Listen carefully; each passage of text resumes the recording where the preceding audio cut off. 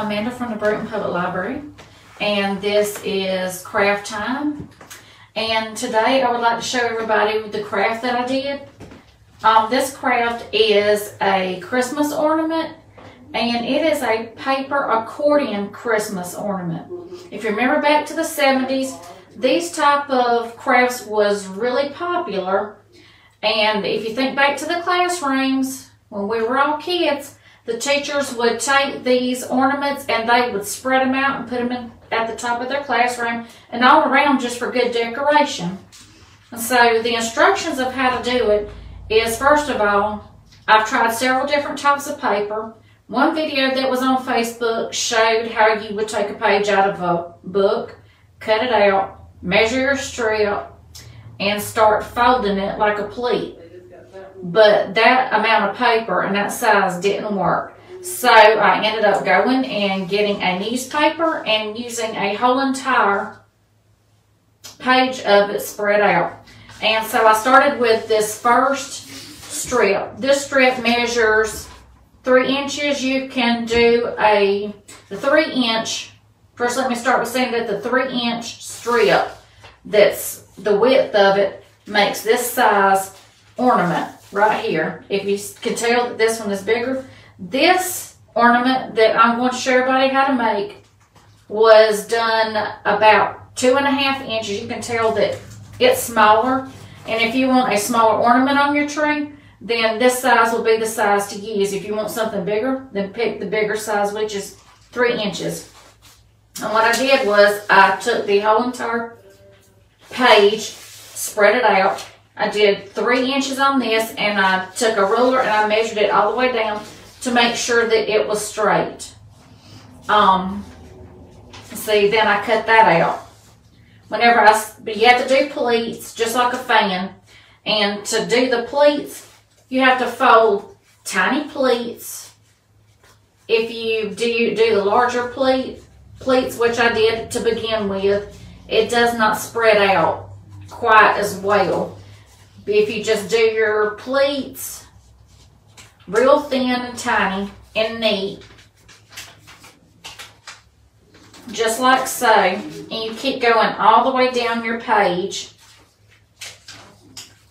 until you get to the end, and you take it and you start spreading it like this, then you can see that it's going to spread all the way out, and it's going to make a circle that looks like that. I took some tape and I just secured the inside and finished spreading it until it did a complete circle.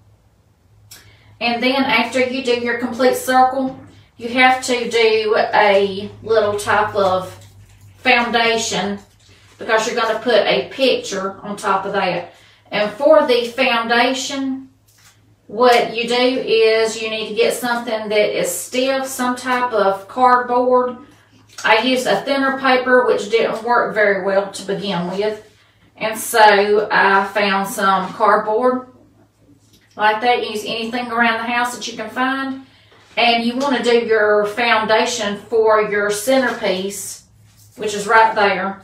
You want to do that probably a small circle.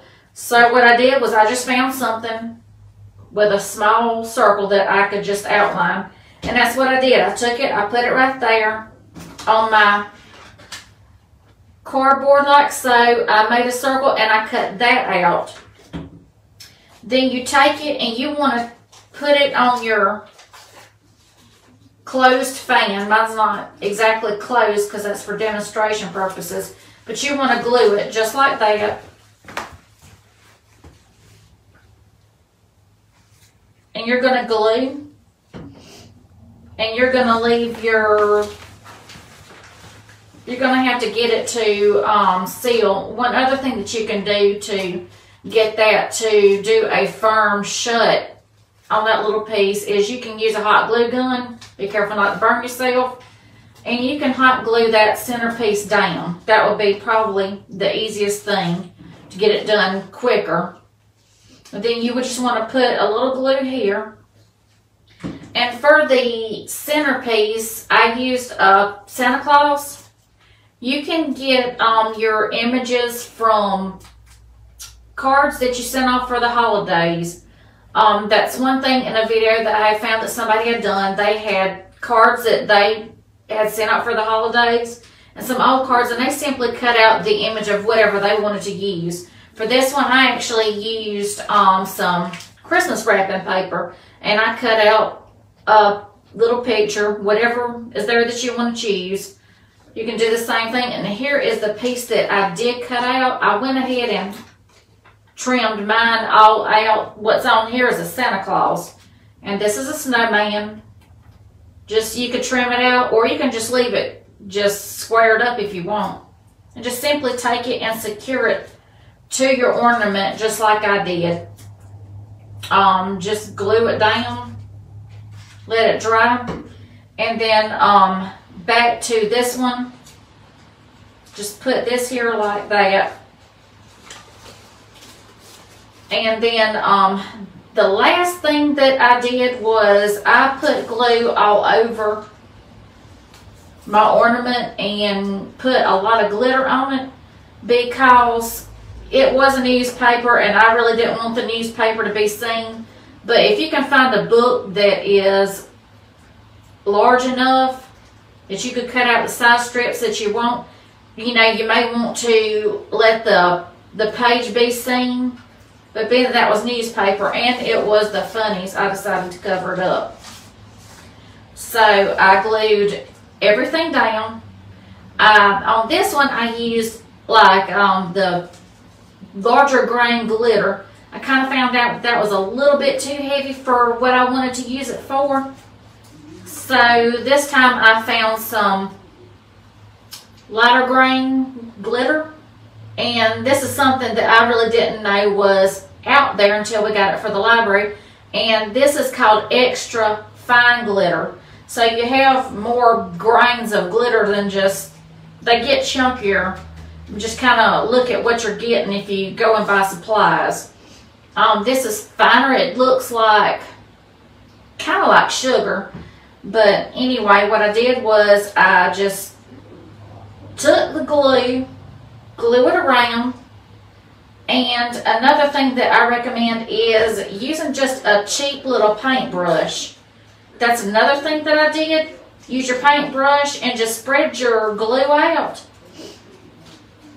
and just get it on there real good, and then go back with your glitter and just cover it real good. Truthfully, I know a lot of people don't like glitter and it gets everywhere, but the more glitter you have, the prettier it is. And so this one, which I hadn't opened at all, but just get your, well, I'm gonna open it real quick. Get your glitter and just get it on there real good, and then shake it off. But the thing with glitter is, if you're using glitter, you're probably going to want to shake your glitter into something and reuse it because, well, glitter gets expensive, especially if you're doing a lot of ornaments. And that way you can just kind of reuse your glitter. And after it gets dried, the last thing that I did was I put a little hole at the top. And then I put the ribbon right there to hang with. And all the supplies are pretty cheap, so... But with the ornament that it's like, you know, it is a little time consuming until you get used to kind of working with it, especially if you're not used to doing those things. But this is fun if you just want to do it by yourself, do it with kids. It's a cute little project. And that's about all I have with this, but remember that this is a cute little project to take up time with this. It's just really cute. And what I do want to do is I want to go back and find the link that I had seen on my own Facebook and post it to the library's page. But the thing is the it's one of those quick little videos, and they did not provide any instructions. It was all you just watching what they're doing. So I pretty much had to figure out the measurements on my own and what works. So, but one thing I want to go back and say about this strip is I did fold out the whole entire thing of the newspaper because book that I found, a regular standard hardback book like this size it's just simply not long enough. The newspaper, let's see, this was 22 inches total. If anybody wants to know the length of the paper, that really works well. But another thing that I want to mention about the pleats, if you use big pleats, it just will not fold off the way around. You're going to have a pretty hard time. So the smaller the pleats, the better it works. Okay, everybody, that's all that I have today. Everybody stay safe, and I want to mention that even though I have my mask off, this is just for you to be able to hear me and to where I sound okay and there's not a communication problem. But please keep your mask on and hands washed, and let's stay safe. And everybody have a good day. Thank you for joining in.